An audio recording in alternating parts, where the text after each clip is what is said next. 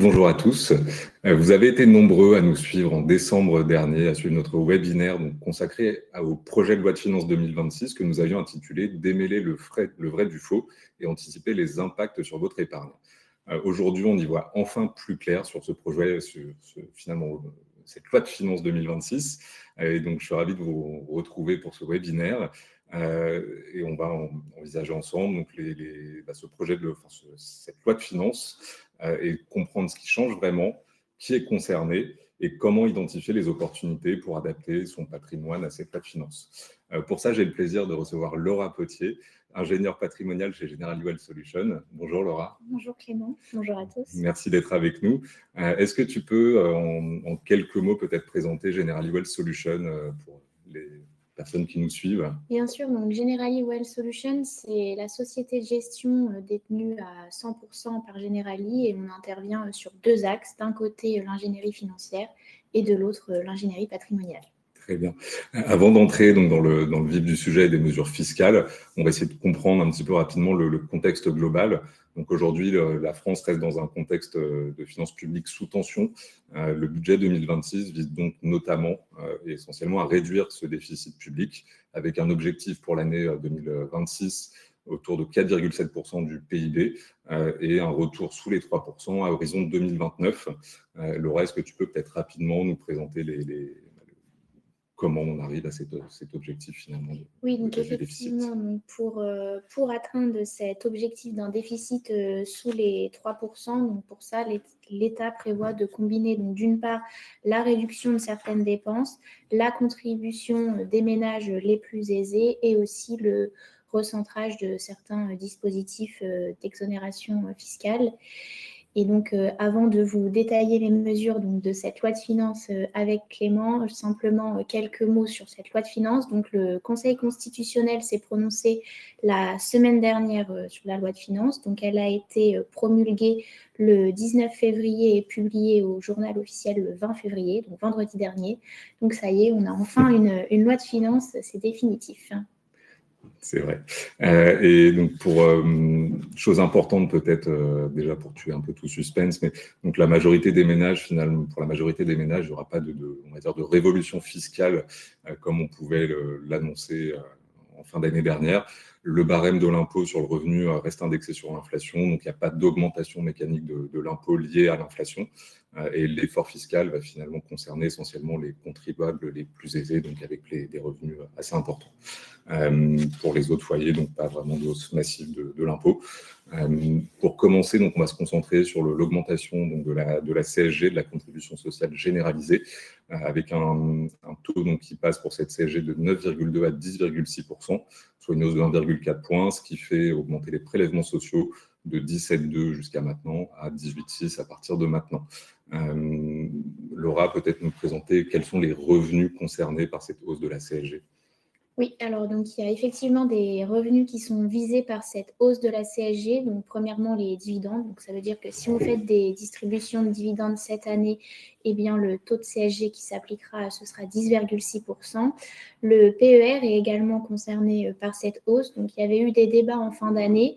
Et donc, les débats ont été tranchés et que le PER soit bancaire ou sous la forme d'un contrat d'assurance vie, eh bien, la hausse de la CSG s'applique.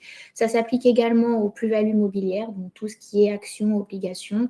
Donc, si on fait un retrait d'un PEA ou d'un compte titre, eh bien, on aura cette hausse de CSG qui s'appliquera. Ça s'applique aussi pour les plus-values professionnelles à long terme, les plus-values et créances soumises à l'exit tax. Point important aussi, ça s'applique aux revenus de la location meublée non professionnelle, donc au LMNP. Donc, on le verra par la suite, mais les revenus fonciers, eux, sont exonérés. Donc, on voit qu'en fonction du mode de location, on pourrait choisir un bailleur. La location meublée est soumise à cette hausse de la CSG, alors que la location nue n'est pas soumise à cette hausse. Donc, ça, c'est un point important à avoir en tête. Il y a également les comptes à terme et les livrets fiscalisés qui sont visés par la hausse et les produits de l'épargne salariale. Donc ça, ce sont les revenus visés donc, par ce nouveau taux. Et ensuite, il y a des revenus qui sont exclus de cette hausse. Donc, c'est plutôt une bonne nouvelle, puisque donc les contrats d'assurance vie et les contrats de capitalisation conservent l'ancien taux de CSG, donc le taux de 9,2%. Donc, si on fait un retrait de son contrat d'assurance vie ou de son contrat de capitalisation cette année, eh bien, ce sera la fiscalité qu'on connaissait jusqu'à maintenant qui s'appliquera. Donc, comme je le disais, les revenus fonciers également ne sont pas soumis à cette hausse de CSG. C'est la même chose pour les plus-values immobilières. Donc, on conserve le même mode de calcul et la même fiscalité. Il n'y a rien qui change sur ce point. Et c'est également le cas pour l'épargne réglementée et l'épargne logement. Pas de modification. Merci beaucoup, Laura. On passe maintenant donc au barème de l'impôt sur le revenu. Il avait été envisagé dans un premier temps par le gouvernement donc de geler ce barème, c'est-à-dire de ne pas prendre en compte l'inflation dans son calcul. C'est une mesure qui finalement n'a pas été retenue et donc on a bien un barème qui évolue en fonction de cette inflation, donc qui a été de 0,9%. C'est-à-dire que mécaniquement, les revenus, enfin en tout cas les taux d'imposition par rapport aux revenus augmentent, ces tranches d'imposition augmentent légèrement à hauteur de 0,9%. Autrement, pour le reste, il n'y a pas fondamentalement de changement. Les tranches d'imposition restent les mêmes, avec les mêmes taux d'imposition. Si on prend simplement donc, la première tranche à aujourd'hui 11 600 €, l'année dernière, par exemple, en 2025, on était sur un revenu de 11 497 €. Donc voilà, ça permet finalement essentiellement pour les foyers à petits revenus d'éviter de rentrer dans la tranche d'imposition à 11%, et donc de rester non imposable sur les revenus. Plutôt, on va dire, une bonne nouvelle, le fait d'avoir pris en compte cette inflation dans ce calcul de barème de l'IR. Voilà. Sur les revenus, toujours, donc on peut peut-être parler maintenant des hauts revenus, donc de la fameuse CDHR, qui était normalement uniquement pour l'année 2025, mais qui s'appliquera donc en 2026 également, et peut-être sur certaines années suivantes, comme tu vas nous détailler, Laura. Oui, effectivement. Donc, la loi de finances de 2026, elle prévoit également la prorogation de la CDHR. Donc, comme le disait Clément, cette mesure, elle a été mise en place dans la loi de finances de l'année dernière, donc la loi de finances 2025. Donc, ça s'appliquait déjà aux revenus 2025. Ça va aussi s'appliquer aux revenus 2026, donc aux revenus de cette année. Et effectivement, ça devrait s'appliquer encore pour plusieurs années, puisque ce qui est prévu, c'est que cette fameuse CDHR, elle soit prorogée jusqu'à ce que le déficit public repasse sous la barre des 3%. Maintenant, donc, qui est concerné par cette mesure? Donc, ce sont les ménages qui ont un revenu fiscal de référence supérieur à 250 000 € pour une personne seule et 500 000 € pour un couple. Donc, si on atteint ces taux de revenu fiscal de référence, eh bien, ce qu'on regarde, c'est est-ce qu'on a une imposition minimum de 20%. Donc, si on est au-delà de ce taux de 20%, eh bien, il n'y a rien qui se passe. Mais à l'inverse, si on est en dessous de ce taux de 20%, eh bien, on devra s'acquitter de la fameuse contribution différentielle sur les hauts revenus. Et on vous a remis la formule de calcul juste ici. Donc, ce qu'on regarde, c'est le montant d'impôt que l'on a payé. Donc, on regarde l'impôt sur le revenu et aussi la CEHR pour contribution exceptionnelle sur les hauts revenus. Et si la somme de ces deux impôts ne fait pas 20%, eh bien, on devra s'acquitter de la CDHR pour arriver à ce fameux taux de 20% minimum d'imposition du revenu fiscal de référence. Et Laura, dans la pratique patrimoniale, qu'est-ce que ça change du coup fondamentalement, cette CDHR? Eh bien, c'est surtout pour ce qu'il faut regarder, c'est les ménages qui ont beaucoup de revenus qui ne sont pas soumis au barème progressif de l'impôt sur le revenu. Donc, des ménages qui auraient des revenus soumis à des taux qui sont proportionnels. Donc, on peut par exemple penser au PFU avec le taux unique qui était de 30%, maintenant 31,4%. Mais dans ce PFU, la composante impôt sur le revenu, elle est uniquement de 12,8%. Donc, on voit que si on a des ménages qui ont des revenus importants qui sont soumis à ce fameux PFU, eh bien, ils auront potentiellement de la CDHR à payer pour aller atteindre ce taux de 20%, puisque dans le calcul de la CDHR, on ne tient pas compte des prélèvements sociaux, donc 17,2 ou 18,6, c'est bien uniquement l'impôt sur le revenu et la CEHR qui est regardée. D'accord. Sans transition, on peut passer donc, sur un autre volet qui intéressera nos participants également, donc sur le plan épargne retraite. Laura, je te laisse commencer peut-être sur le premier point, qui est donc le rapport des plafonds de déduction. Oui, donc juste pour rappel, avant d'évoquer donc le premier point, c'est que les sommes qui sont versées volontairement sur un PER sont déductibles donc, de votre revenu imposable dans la limite d'un plafond annuel. Et donc, cette déduction, elle permet de réduire votre impôt sur le revenu et aussi, bien sûr, de préparer votre retraite. Et donc, le premier point, effectivement, c'est que si vous n'avez pas utilisé la totalité de vos plafonds de déduction sur une année, eh bien, ce qui est prévu maintenant, c'est qu'on pourra reporter la fraction non utilisée sur les 5 années suivantes, alors qu'auparavant, c'était uniquement 3 ans. Donc ça, c'est plutôt une bonne nouvelle. Effectivement. Deuxième point, donc sur la fin des avantages fiscaux après 70 ans sur le PER. Donc, je fais peut-être juste un petit historique sur le PER, donc, qui avait été créé en 2019. Au moment de sa création, il n'y avait pas d'âge spécifique qui avait été fixé. Donc, on pouvait très bien souscrire un PER quand on était mineur et le souscrire jusqu'à n'importe quel âge quelque part. Donc, il n'y avait eu aucune borne de fixée. Au 1er janvier 2024, le gouvernement, en tout cas avec la loi de finances, avait décidé d'arrêter les souscriptions et les versements pour les mineurs. Donc, on pouvait le faire à ce moment-là de 18 ans jusqu'à un âge avancé. Et donc, la nouvelle réglementation aujourd'hui impose que en cas de versement après 70 ans, on peut toujours faire un versement sur un PER, mais par contre, on n'aura aucun intérêt fiscal à le faire puisque ça ne viendra pas se déduire des revenus imposables. Donc, on peut se demander pourquoi ça a été mis en place, mais c'est peut-être pour recentrer un petit peu le PER sur ce qu'il est réellement, c'est-à-dire un plan épargne retraite, dont le but principal est de préparer la retraite et pas de viser un avantage fiscal. Donc, c'est sans doute dans ce cadre-là que le gouvernement a fait le choix de mettre en place cette barrière au versement après 70 ans. Et petite question qui peut se poser aussi par rapport à ça, question supplémentaire, c'est que pour les montants versés sur les PER, pour les couples soumis à imposition commune, ils peuvent mutualiser en fait leur plafond de déduction. Le texte se prononce donc sur le fait de ne plus pouvoir faire de déduction après 70 ans, et il n'a pas été prévu, en tout cas aujourd'hui, de prendre ce calcul, enfin en tout cas de prendre l'âge des deux conjoints dans le calcul du plafond. Donc, on peut très bien imaginer qu'une personne qui a moins de 70 ans puisse éventuellement utiliser le plafond du conjoint de plus de 70 ans pour faire un versement sur un PER. Mais c'est une supposition aujourd'hui de ma part. C'est à voir comment on répondra à cette question, peut-être le gouvernement plus tard. Sur le PER, je pense qu'on a fait le tour. On peut voir peut-être maintenant, Laura, le statut du bailleur privé. Il y a un nouveau statut qui a été créé avec cette loi de finances qui est plutôt avantageux peut-être, et tu peux nous le détailler. Oui, tout à fait. Donc effectivement, le gouvernement a mis en place donc, un statut de bailleur privé. On le retrouve aussi sous le nom du plan relance logement. Donc qu'on parle de statut de bailleur privé ou plan relance logement, c'est bien le même dispositif derrière ces deux noms. Et donc l'idée du gouvernement, c'était de créer ce statut pour répondre aux tensions sur le marché locatif privé. Et donc, pour ça, le gouvernement a mis en place donc, ce fameux statut de bailleur privé.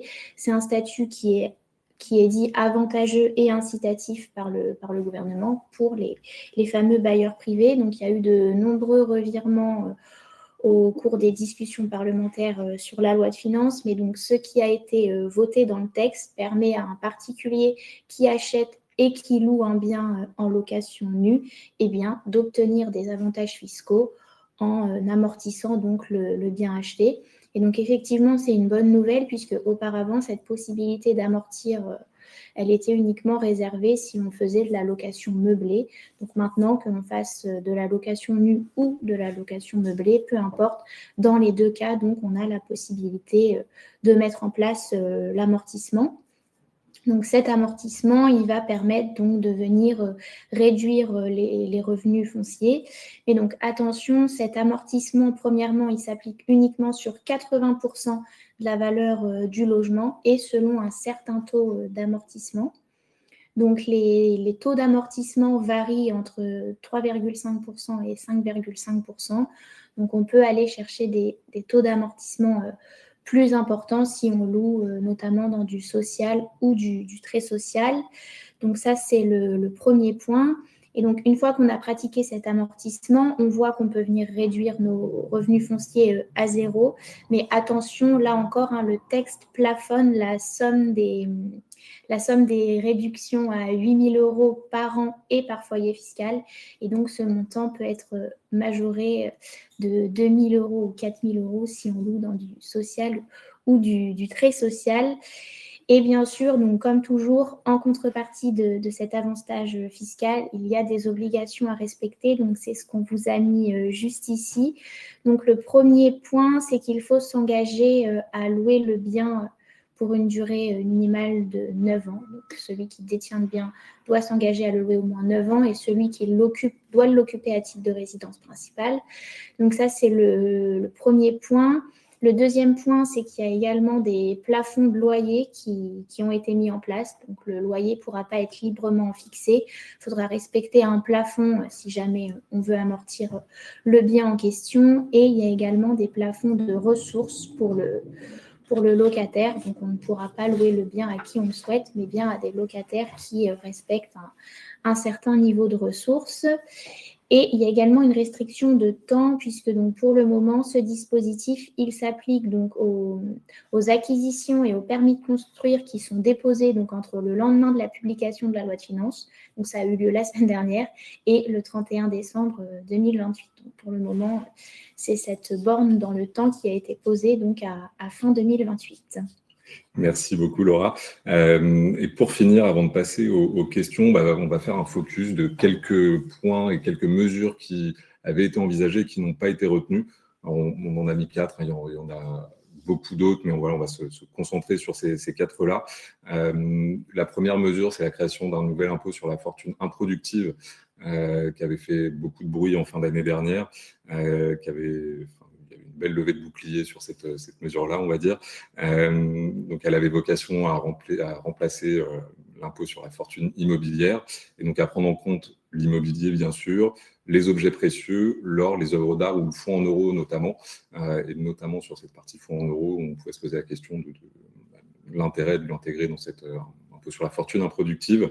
Il y a eu un tel tollé que ce projet n'a pas été retenu. Le deuxième point, c'est la modification du calcul de la plus-value immobilière des particuliers.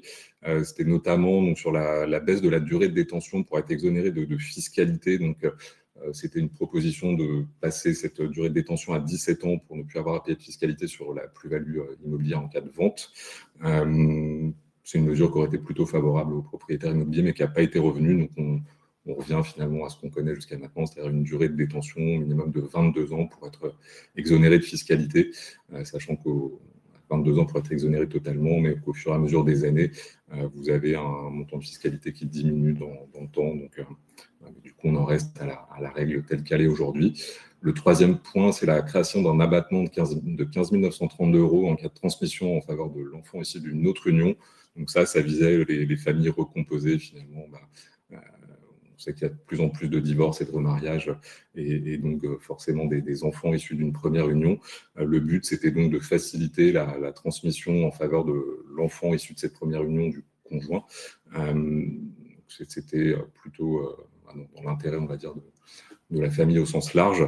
C'est quelque chose qui n'a pas été retenu, donc on en reste à la règle de base, c'est-à-dire un abattement de 1 594 € seulement pour l'enfant issu d'une autre union, et au-delà de cet abattement, donc une fiscalité à hauteur de 60% sur la transmission. Et enfin, donc le dernier point, c'était l'utilisation par anticipation des 152 500 € de l'assurance vie. Donc comme vous le savez, je pense, cet abattement de 152 500 €, il s'applique au moment du décès de l'assuré pour les bénéficiaires, pour les versements qui ont été faits avant les 70 ans de l'assuré. La proposition qui avait été faite, c'était de permettre une transmission du vivant de l'assuré aux bénéficiaires, sous réserve que cette transmission soit faite avant les 70 ans de l'assuré. Donc, c'est une façon de permettre la transmission d'un capital un peu plus tôt dans le temps et au moment où les bénéficiaires en auraient peut-être plus besoin que d'essayer de l'assurer, puisqu'on vit quand même de plus en plus longtemps. Et malheureusement, c'est une mesure qui n'a pas été retenue. Voilà, comme je le disais tout à l'heure, il y en a plein d'autres, mais on a choisi de se concentrer sur ces 4-là. Je vous propose maintenant peut-être de passer donc aux questions que vous avez sans doute posées dans le chat. Effectivement, on a plusieurs questions ce soir. La première, la date de début de non-prise en compte fiscale des dépôts sur le plan épargne retraite des plus de 70 ans débute-t-elle en 2026 ou bien à la date de parution de la loi de finances mi-février 2026? C'est une très bonne question auquel on n'a pas forcément la réponse immédiatement. Moi, j'aurais tendance à dire que ça s'applique dès le 1er janvier. Mais je ne sais pas, Laura, ce que tu en penses. Là, pareil, c'est une très bonne question. Je pense qu'il faut attendre des commentaires de la part de l'administration pour être sûr. Mais en tout cas, ça s'applique soit au plus tôt au 1er janvier ou depuis la semaine dernière, effectivement. Merci. Deuxième question. Pour le statut de bailleur privé, dans le cas d'une donation parent-enfant, l'amortissement est-il applicable? C'est une bonne question aussi. Si l'enfant qui reçoit le bien en pleine propriété décide d'amortir le bien, pourquoi pas, ça peut être possible. Après, s'il y a un démembrement de propriété qui est fait sur le bien, là, il me semble que l'amortissement, ça ne fonctionnera plus pour le coup. Merci. Troisième question. Pourquoi avoir mis fin à l'uniformité de la flat tax avec la hausse des prélèvements sociaux seulement pour certains types de revenus? Là, pour le coup, ce n'est pas nous qui avons décidé. Donc mais effectivement, ça met fin à l'uniformité de la fiscalité des placements. Après, c'est une bonne nouvelle pour l'assurance vie et le contrat de capitalisation. Mais après, peut-être qu'au départ, le choix s'orientait plutôt peut-être d'imposer toutes les sources de revenus, peut-être, mais en enlevant certaines, peut-être qu'il y a eu un peu aussi un jeu de lobby, peut-être de la part des assureurs ou autres, pour conserver, entre guillemets, cet avantage. Mais après, effectivement, c'est des décisions finalement du gouvernement. Il n'y a pas eu, ils ne se sont pas justifiés particulièrement, a priori, sur cette différence. Question complémentaire de cette personne. Quel impact pour l'assurance vie? Pour le coup, il n'y a pas d'impact. Zéro impact. On reste vraiment sur les règles qu'on connaît jusqu'à maintenant. Donc, tous les avantages restent. Si on en revient sur les prélèvements sociaux, on reste exactement au même montant de prélèvements sociaux, que ce soit en cas de rachat ou au moment du décès. Donc, aucun changement pour l'assurance vie de ce point de vue-là. Merci. Question suivante. Concernant l'assurance vie et les contrats après 2000 et les versements avant 70 ans. Ma question est la suivante. L'exonération de droits de succession à hauteur de 152 000 € porte-t-elle sur le capital seul, sur les intérêts seuls ou sur la somme des capitaux et intérêts détenus sur le contrat d'assurance vie? C'est sur la totalité, donc le capital versé et les intérêts. L'abattement, il va vraiment s'appliquer sur ce que va recevoir le bénéficiaire, donc à la fois le capital et les intérêts. Et la différence des versements, juste pour précision, la différence des versements après 70 ans, où là, pour le coup, on prend en compte uniquement les montants versés pour le calcul des droits payés. Merci. On a une autre question qui concerne l'amendement LR qui a été adopté par l'Assemblée nationale le 3 novembre dernier concernant une donation au conjoint ou enfant sur l'assurance vie à hauteur de 152 000 €. On précise qu'il serait voté, mais à ce jour, personne ne semble au courant. Pouvez-vous nous en dire plus? Je pense qu'on en revient au point que je pense que c'est l'utilisation de l'abattement par anticipation. Donc effectivement, je crois qu'il avait été voté, mais pas retenu en fait dans la loi. Donc il avait bien été voté au Parlement, mais pas retenu derrière, il me semble. Oui, tout à fait. Oui. Question suivante. Les revenus des SCPI sont-ils épargnés? Alors, épargnés par la hausse de la CSG? Par les annonces, sans doute. Bon, il n'y a pas eu de changement. Enfin, sur la CSG, je te laisse peut-être, Laura, sur ce point-là, mais en tout cas, sur le fait que ça intègre les revenus fonciers, donc le revenu imposable, il n'y a pas eu de changement de ce point de vue-là. Sur les prélèvements sociaux, je peux citer précisions à apporter? Non, je pense effectivement, si on les détient en direct, c'est ce que tu viens de dire. Après, s'ils sont logés dans un contrat spécifique, c'est sûrement la fiscalité du contrat, enfin de l'enveloppe. S'ils sont logés dans un contrat d'assurance vie, c'est la fiscalité de l'assurance vie, ça de toute façon c'est sûr et certain. Donc dans ce cas-là, pas concerné par la hausse des prélèvements sociaux en direct. Ça nous demande un peu de précision peut-être. Oui, on pourra vérifier ce point, oui. Très bien, merci. Question suivante. Peut-on être soumis à la CDHR en cas de revenus exceptionnels? C'est aussi une très bonne question. Dans le cas des revenus exceptionnels, ce qui est prévu dans la CDHR, c'est de prendre uniquement en compte 25% du revenu qui est dit exceptionnel, mais toute la difficulté, c'est de réussir à prouver que le revenu est exceptionnel. Donc, s'il n'y a pas de sujet, que le revenu est bien exceptionnel, on prendra uniquement en compte 25% du revenu pour la CDHR. Mais à l'inverse, si on n'arrive pas à prouver que le revenu n'est pas exceptionnel ou si l'administration fiscale vient remettre en cause le caractère exceptionnel, là, pour le coup, on tiendra compte de la totalité du revenu en question. Merci. Je vous propose qu'on réponde à une dernière question. Quelle sera la fiscalité totale du PEA après 5 ans? Après 5 ans, alors est-ce qu'on entend aussi parce qu'après 5 ans, pour le coup, si on a détenu le PEA 5 ans, sauf erreur de ma part, il n'y a pas de fiscalité appliquée en cas de rachat. Il n'y a pas d'impôt sur le revenu, mais il y a les prélèvements sociaux. Oui, c'est ça. Mais les prélèvements sociaux sont dus sur le rachat d'un PEA. Merci. Clément, je vais te laisser conclure. Avant cela, vous avez été nombreux ce soir à poser des questions. Sachez qu'un conseiller en gestion de patrimoine vous recontactera dès demain pour y répondre. Merci beaucoup. Donc aussi, on résume finalement, en fin d'année dernière, il y avait eu plusieurs sujets mis sur la table qui étaient de nature à nous inquiéter en tant que conseiller en gestion de patrimoine. Finalement, on se rend compte qu'il y a quelques évolutions, mais il n'y a pas d'évolution majeure en réalité.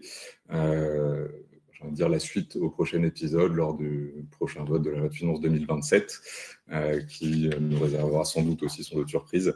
Merci beaucoup en tout cas Laura de nous avoir accompagnés aujourd'hui par ton expertise. Merci à vous de nous avoir suivis. Si jamais vous avez donc des questions complémentaires ou si vous souhaitez faire un point sur votre situation patrimoniale, n'hésitez pas à contacter nos conseillers en gestion de patrimoine qui se feront un plaisir de vous répondre. Merci beaucoup et très bonne soirée. Merci.